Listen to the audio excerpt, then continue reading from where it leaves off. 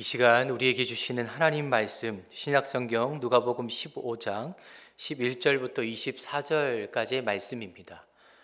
누가복음 15장 11절부터 24절까지의 말씀을 제가 봉독하도록 하겠습니다.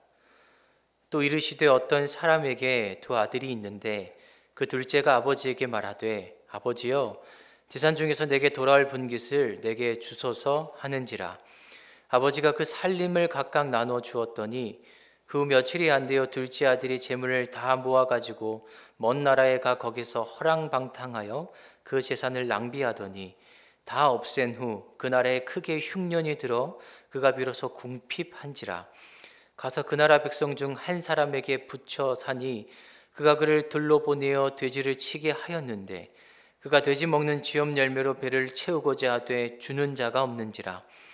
이에 스스로 돌이켜 이르되 내 아버지에게는 양식이 풍족한 품꾼이 얼마나 많은가. 나는 여기서 주려 죽는구나. 내가 일어나 아버지께 가서 이르기를 아버지 내가 하늘과 아버지께 죄를 지었사오니 지금부터는 아버지의 아들이라 일컬음을 감당하지 못하겠나이다. 나를 품꾼의 하나로 보소서 하리라 하고 이에 일어나서 아버지께로 돌아가니라. 아직도 거리가 먼데 아버지가 그를 보고 측은히 여겨 달려가 목을 안고 입을 맞추니 아들이 이르되 아버지 내가 하늘과 아버지께 죄를 지었사오니 지금부터는 아버지의 아들이라 일컬음을 감당하지 못하겠나이다 하나 아버지는 종들에게 이르되 제일 좋은 옷을 내어다가 입히고 손에 가락지를 끼우고 발에 신을 신기라. 그리고 살찐 송아지를 끌어다가 잡으라. 우리가 먹고 즐기자.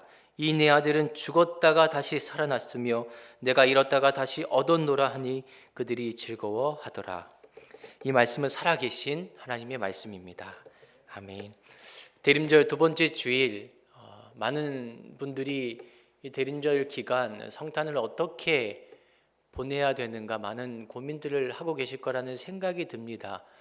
여러 가지 어려움들, 특별히 코로나로 때문에 겪게 될 수밖에 없는 수많은 어려움들, 특별히 그 코로나로 인해서 교회가 당하는 여러 가지 부정적인 인식과 어려움 때문에 성탄의 기쁨을 누리지 못하는 우리의 모습이 아닌가라는 생각을 해보게 됩니다.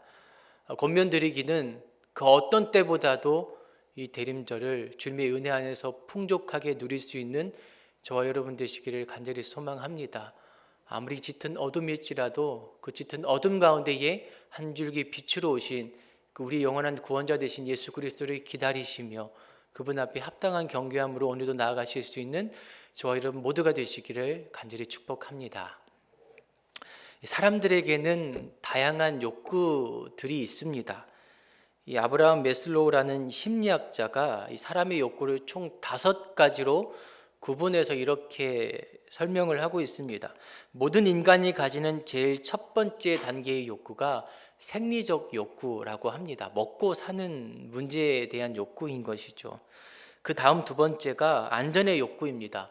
먹고 사는 문제가 어느 정도 해결되면 사람들은 안전을 보장받고 싶은 욕구가 생겨나게 됩니다. 그리고 세 번째 욕구가 사회적 욕구입니다. 어딘가에 소속되고 싶은, 사랑받고 싶은 욕구이죠. 네 번째 단계가 존경의 욕구입니다. 누군가로부터 존경받고 싶은 명예욕 혹은 권력에 대한 욕구입니다. 그리고 마지막 5단계가 자아 실현의 욕구입니다. 자기의 존재, 꿈을 찾아 소위 비전을 쫓아 살아가는 인생, 그 욕구를 마지막 5단계로 구분해 놓았습니다. 사람은 이렇게 각자 다른 욕구들을 가지고 살아갑니다. 그런데 이 욕구는 단지 저와 여러분 개인에게만 해당되는 욕구가 아닐 것입니다. 잘 아시다시피 1960년대 이전만 하더라도 대한민국 대부분 국민들의 대다수가 첫 번째 단계인 생리적 욕구, 먹고 사는 문제에 대한 욕구들이 굉장히 강했습니다. 그런데 경제적 성장으로 인해서 차츰 안전의 욕구로, 안전의 욕구가 해결되니까 사회적인 욕구로, 사회적인 욕구가 어느 정도 충족이 되니까 존경받고 싶어하고, 그 존경받고 싶은 욕구가 해결되니까 이제는 꿈을 쫓아 자아 실현의 욕구를 쫓아서 그렇게 눈을 돌리며 자신의 꿈을 쫓으며 살아가는 사람들이 많이 생겨났습니다. 그런데 이 모든 것들이 한꺼번에 무너지는 사건이 올해 발생하지 않았습니까? 바로 코로나19로 인한 팬데믹 현상이 전 세계에 닥쳐왔습니다. 이제 전 세계 많은 사람들은 안전한 장소를 찾습니다. 어떻게 하면 안전할 수 있을까? 방법을 찾습니다. 그래서 우리는 백신을 기다리고 있지 않습니까? 어쨌든 앞으로 당분간 사람들에게 안전은 가장 큰 화두가 될 것입니다. 여러분, 그런 의미에서 오늘날 교회는 어떻습니까? 너무나 안타깝게도 이 교회는 안전의 문제에서 낙제 점수를 받았습니다. 원인과 과정과 상관없이, 우리의 의도와 노력과는 전혀 상관없이 결과가 그렇습니다. 때문에 한국 사회와 사람들이 교회를 바라보는 시선이 결코 곱지가 않습니다. 저희 교회만 보더라도 그 어떤 공공시설보다, 그 어떤 많은 시설들보다 먼저 대처하고 방역 시스템을 갖추었습니다. 지금도 그렇게 운영을 하고 있습니다. 그럼에도 불구하고 교회에 대한 사람들의 부정적인 인식이 너무나 골이 깊게 파여 있습니다. 신방을 하거나 전화를 드리면 많은 성도님들이 교회에 오지 못하고 계십니다. 오고 싶으신데 그 마음은 굴뚝 같은데 회사의 시선이, 사람들의 시선이, 주위의 시선이 곱지가 않습니다. 특히나 직급이 낮은 분들, 관공서 혹은 교사, 병원에 근무하시는 분들은 더욱 심한 것 같습니다.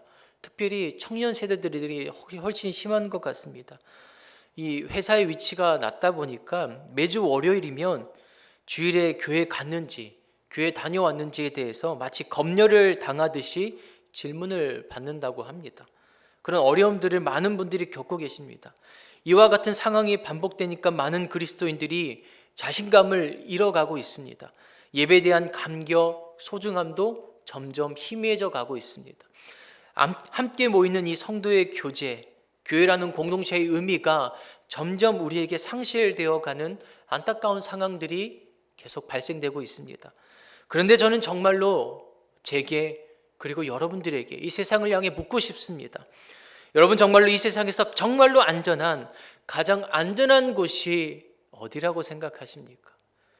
우리가 정말로 안전을 누릴 수 있는 가장 최고의 방법, 최선의 선택이 무엇이라고 생각하십니까?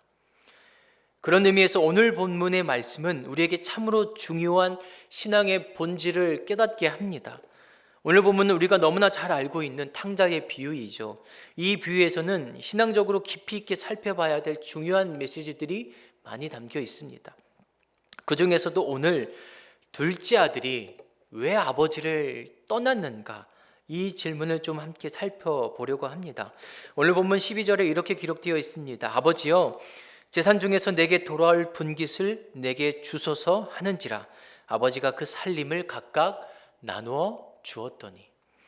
당시 유대 사회에서 아버지는 아들에게 유산을 물려줄 경우에 결혼을 했을 때에 그 유산을 물려주곤 하였습니다. 하지만 오늘 본문을 보시면 둘째 아들의 경우는 전혀 그렇지가 않습니다. 결혼과 상관없이 느닷없이 아버지에게 가서 자신이 받을 분깃을 미리 달라는 매우 무례한 요청을 하고 있습니다. 지금 둘째 아들의 이 말은 이제 유산 받고 아버지와 저는 여기서 끝입니다. 남남입니다. 갈라서게 되는 것입니다. 이렇게 가족으로서의 관계를 끊고 떠나겠다라고 말을 하고 있습니다. 그런데 어찌된 일인지 아버지는 화를 한 번도 내지 않고 이 아들의 무례한 요구를 들어주십니다. 여러분, 당시 아버지의 심정이 어땠을까요? 사랑하는 아들이기 때문에 그래, 어차피 줄 돈 미리 준다고 해서 뭐가 달라지겠는가, 이런 홀가분한 마음으로 아들에게 유산을 미리 아무런 어려움 없이 고통 없이 그대로 주었을까요? 이 조금 전에 읽은 본문 12절에 기록된 이 아버지가 그 살림을 각각 나눠 주었더니, 이 둘째 아들에게만 유산을 준 것이 아니라 유산을 물려줄 때에 첫째 아들에게도 각각 유산을 나눠준 것이죠. 그때 사용한 이 살림이라는 단어가 생명을 의미합니다. 유추해 보면 이 아버지가 아들에게 유산을 나눠줬다는 것은 단지 물질을 준 것이 아니라 자신의 생명을 쪼개어서 각각 아들에게 나눠준 것이죠. 유산을 줄 때에 내 사랑하는 아들이니까 어차피 줄 돈이니까 미리 줬다는 게 아니라는 말입니다. 자신의 생명을 쪼개는 그 고통을 감수하고도 그 무리한 요청을 들어주었다라는 말입니다. 이렇게 생명을 나눠준 아버지의 모습에도 불구하고 둘째는 뒤도 돌아보지 않고 떠나갑니다. 그리고 허랑방탕한 삶을 살아갑니다. 단순히 철딱서니 없는 인생이라고 말할 수 없습니다. 성경이 말하는 이 허랑방탕한 삶은 돌이키지 않으면 망하는 삶입니다. 이대로 가다가는 정말로 죽을 수밖에 없는 한 사람의 인생, 한 사람의 목숨이 달려있는 삶을 지금 이 둘째 아들이 걷고 있는 것입니다. 그런데 이때 한 가지 질문이 필요합니다. 둘째 아들은 왜 아버지에게 그토록 무리한 요청을 하면서도 그렇게 집을 떠나려 했는가? 왜 좀 더 머무르다가 정상적인 방법으로 정상적인 때에 아버지에게 요청하고 떠날 수 있음에도 불구하고 왜 그렇게 무리한 선택을 하게 된 것인가? 이 질문이 필요합니다. 설교 서두에 말씀드린 인간의 욕구에 따르면 이 아버지의 집은 먹고 사는데 아무런 지장이 없습니다. 생리적인 욕구가 해결되죠. 그 다음에 안전의 욕구가 해결이 됩니다. 그 다음에 그 집에 머무를 때에 그 가장 안전한 울타리에서 얼마든지 한 가족의 자녀로서, 형제로서 사랑받으며 소속감을 누릴 수 있는 공동체가 그 아들에게 이미 주어져 있습니다. 이 모든 것이 다 주어져 있음에도 불구하고 왜 그토록 무례한 행동, 왜 그토록 철딱서니 없는 행동, 왜 그토록 허랑방탕한 삶을 선택한 것일까요? 네 번째 단계의 욕구, 명예 욕구, 권력의 욕구, 다섯 번째 단계의 욕구, 자아 실현의 욕구를 생각해 볼 수가 있습니다. 명예를 얻고자 하는 것, 자아 실현을 하고자 하는 그 욕구가 무조건 옳지 못하다고 말할 수가 없습니다. 오히려 명예는 한 사람의 인생을 보여주는 거울이라 말할 수 있습니다. 그 사람이 어떻게 살아왔는지를 보여주는 것이죠. 자신의 꿈을 이루고자 하는 것, 사실 좋은 것이지 않습니까? 꿈을 꾸고 비전을 품고 그 꿈을 향해 열심히 살아가고자 하는 그 발버둥을 어떻게 무조건 욕심이라고 말할 수가 있겠습니까?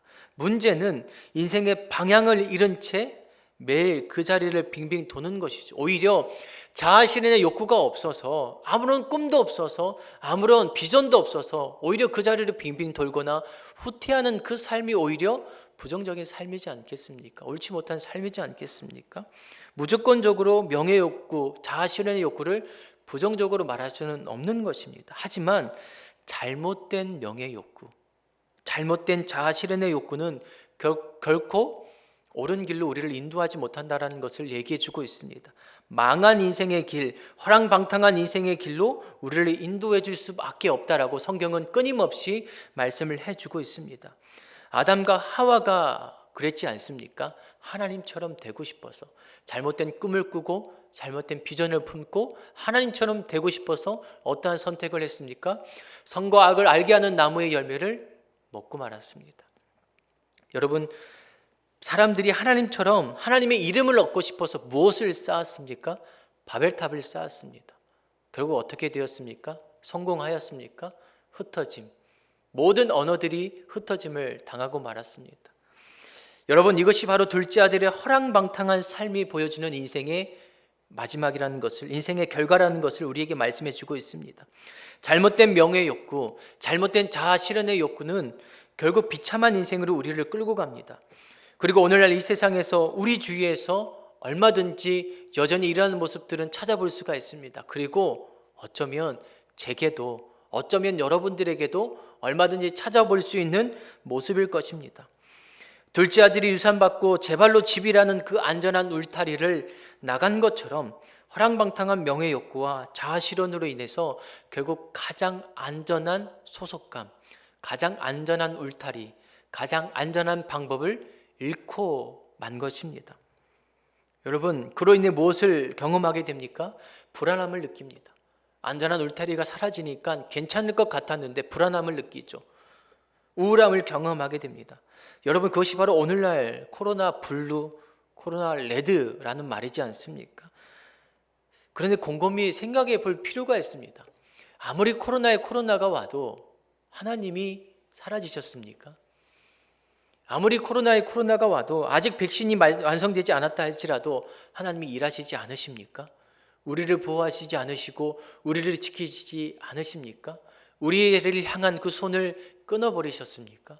우리를 향한 그 사랑을 그만 포기하셨습니까? 그럼에도 불구하고 하나님은 일하시는데, 하나님은 역사하시는데 우리의 불안감, 우리의 걱정, 우리의 염려는 더욱더 커져가고 있습니다. 소속감을 잃어버렸다는 것은 결국 안전하지 못하다는 말과 동일합니다. 허랑방탕한 삶은 아무리 그 손에 남부럽지 않은 유산을 움켜쥐고 있어도 결국 그 어떤 안전도 보장받을 수 없는 위험한 삶임을 우리에게 분명하게 보여주고 있습니다. 허랑방탕한 삶으로 인해 유산을 탕진한 둘째 그 아들의 결과는 어떠합니까? 먹을 것 하나 제대로 먹지 못합니다. 입을 것 하나 제대로 걸치지 못합니다. 그야말로 망한 인생을 우리에게 보여주고 있습니다. 굳이 그 안전한 아버지를 떠나 자신의 명예, 자신의 자신을 쫓았던 그 인생은 결국 망한 인생이 되고야 말았습니다. 하지만 성경은 여기서 이야기를 멈추지 않습니다. 본문 17절에 보시면 이에 스스로 돌이켜라고 기록되어 있습니다. 스스로 돌이켰다라는 말은 이제야 제정신 차렸다라는 말입니다. 여러분, 이것이 바로 회개의 시작입니다. 방향을 잃어버린 인생, 잘못된 인생, 망한 인생을 살릴 길은 바로 회개밖에 없다라고 우리에게 말씀하고 계십니다. 그런데 이 회개의 내용이 무엇입니까? 18절과 19절에 이렇게 기록되어 있습니다.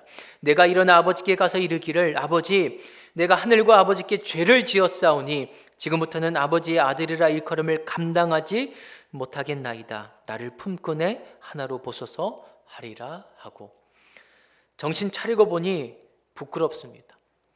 도저히 아버지 얼굴 제대로 쳐다볼 수가 없습니다. 그런데 너무나 부끄럽지만, 아버지 얼굴 제대로 쳐다볼 수 없지만 그래도 돌아가자, 인정하자, 내가 실패한 길을 걸었다라는 것 인정하자, 그리고 고백하자. 아버지 아들이 아니더라도 안 되더라도 종으로라도 살자. 그래도 그것이 살 길이다. 이제야 살 길을 제대로 깨닫게 된 것입니다. 이제 아버지의 집이 자신에게 가장 안전한 집이요, 가장 안전한 방법을 줄 수 있는 집이라는 것을, 울타리라는 사실을 이제야 깨닫게 된 것입니다. 우리는 꼭 실패하고 나서야 제정신을 차릴 때가 많습니다. 고통과 고난의 골짜기를 지나봐야 그때서야 우리의 잘못된 인생을 후회하게 됩니다. 꼭 바닥을 치고 나서야 제자리로 돌아가려고 합니다. 그래서 참 어렵습니다. 그래서 참 힘이 듭니다. 중간에, 아니 처음부터 차라리 그 길을 걷지 말았으면, 차라리 처음부터 하나님 돌이켜 주셨으면 참 좋았겠는데, 많은 분들이, 그리고 많은 사람들이 그 길을 걷곤 합니다. 그런데 여러분, 저는 이렇게 믿습니다. 그래도 이것이 은혜라고 믿습니다. 깨닫는 것, 그래서 결국은 제자리로 돌아가는 것, 그래도 가장 안전한 그곳을 향해 돌아갈 수 있다라는 사실, 그렇게 나를 가장 사랑하시고 기다리시는 아버지 집으로 돌아가는 것, 그것이 가장 안전한 곳이고 가장 은혜인 줄로 믿습니다. 여러분, 많은 사람들이 오매물방 백신을 기다리고 있습니다. 저도 그렇습니다. 아직 어린 두 자녀들을 키우다 보니 더 민감하고 불편합니다. 제발 백신 좀 빨리 나왔으면 좋겠습니다. 집단 면역이 생기고 이전처럼 모두가 마스크를 벗고 안전한 삶을 누렸으면 좋겠습니다. 그런데 우리는 물어야 합니다. 정말로 그것이 끝입니까? 백신이 개발되고 백신으로 치료를 받으면 우리의 안전이 보장이 될 수가 있습니까? 그것이 가장 우리에게 안전한 방법을 제공해 줄 수 있는 것입니까? 많이 들으셨겠지만 많은 전문가들이 예상합니다. 이 코로나는 끝이 아닙니다. 시작이고 과정일 뿐입니다. 수많은 바이러스들이, 수많은 위험들이, 우리가 지금 겪었던 이 정말로 벗어나고 싶었던 이 수많은 상황들이, 더 큰 상황들이 몰려올 것이라고 세상은, 전문가들은 예상하고 있습니다. 결국 가장 안전한 피난처이자 바위이며 우리가 영원한 쉼을 누릴 수 있는 유일한 안전한 가장 안식처는 아버지의 품으로 돌아가는 것입니다. 그 품 안에 결코 세상에 줄 수 없는 용서가 있습니다. 그 품 안에는 결코 세상에 줄 수 없는 회복함이 있습니다. 그 품 안에는 결코 세상에 줄 수 없는 안전이 있습니다. 무엇보다 그 품 안에는 결코 세상이 줄 수 없는 우리 하늘 아버지의 가장 풍성하고도 아름다운 사랑이 저와 여러분들을 기다리고 있습니다. 여러분, 오늘 잘 오셨습니다. 많은 분들이 토요일이 되면, 아니 주일 아침까지도 고민하십니다. 내일 교회 가야 될지 말아야 될지, 예배를 드려야 될지 말아야 될지, 현장이든 온라인이든 어쨌든 간에 우리를 향해 두 팔 벌리고 기다리시는 이 세상에서 가장 안전한 아버지의 품으로 우리는 가야만 합니다. 세상이 교회를 어떻게 생각하든, 세상이 예배를 어떻게 생각하든, 세상이 우리를 어떻게 비난하고 인식하고 공격하든지 간에 그것이 무엇이 중요하겠습니까? 우리가 살 길은 아버지의 품 안이고 예배의 자리이고 교회의 공동체인 줄로 믿습니다. 세상이 아무리 변해도 변하지 않는 분이 계십니다. 바로 하나님이십니다. 허랑방탕한 이 둘째 아들을 위해 날마다 그 자리에 서 계시는 분이 오늘도 저와 여러분들을 위해 그 자리에서 기다리고 계십니다. 우리는 수도 없이 뒤를 돌아보며 허랑방탕한 길을 향해 눈길을 주지만 주님은 단 한 번도 우리를 향한 눈길을 거두시지 않으셨습니다. 그래서 이 땅에 오셨습니다. 우리에게 생명을 주시기 위해 오셨습니다. 어떻게 하면 내 필요와 욕구와 만족을 채우기 위해 달려갈 것인가를 고민하는 그때에 하나님은 끊임없이 어떻게 하면 그런 우리들을 살리실까를 고민하시고 계획하시고 예비하시고 준비하시고 계십니다. 코로나 속에 맞이하는 이 성탄이 기쁘지만은 않을 수 있습니다. 우리에게 당면한 수많은 문제들이 그 기쁨을 빼앗아가고 있습니다. 우리가 당한 수많은 그 어려움과 상황들이, 우리 눈앞에 봉착한 그 수많은 장애물들이 예수 그리스도를 누릴 수 있는 그 영원한 기쁨을, 그 영원한 즐거움을, 그 영원한 안전들을 빼앗아가고 있습니다. 놓치지 말아야 합니다. 우리가 살아갈 길, 우리가 살 길은 아버지의 품 안으로 돌아가는 것입니다. 둘째 아들의 고백과 같이 인정하고 고백하고 그 길만이 내가 살 길이다. 아버지의 아들이 아니더라도 종으로 살더라도 그 길로 돌아가자. 그곳에 가장 안전한 장소가, 그곳에 가장 안전한 방법이 저와 여러분들을 기다리고 계신 줄로 믿습니다. 그 길로 함께 걸어가실 수 있는 저와 여러분, 그리고 우리 안산제일교회 이 땅의 모든 주의 성도들 되시기를 간절히 축복합니다. 기도하시겠습니다. 하나님, 오늘도 우리를 향해 두 팔 벌리고 계시는 그 하나님 아버지의 품으로 달려올 수 있도록 해주시니 감사합니다. 세상에 그 어떠한 곳이 이곳이 안전하다 말한다 할지라도 속지 않게 하시고 허랑방탕한 삶을 살아가지 않게 하여 주시고 오직 주님의 그 품 안으로, 그 너른 품 안으로 달려나갈 수 있는 우리 안산제일교회 모든 권속들 될 수 있도록, 이곳에 모인 주의 모든 자녀들 될 수 있도록 인도하여 주시옵소서. 감사드리며 우리 구주 예수 그리스도의 이름으로 기도드립니다. 아멘.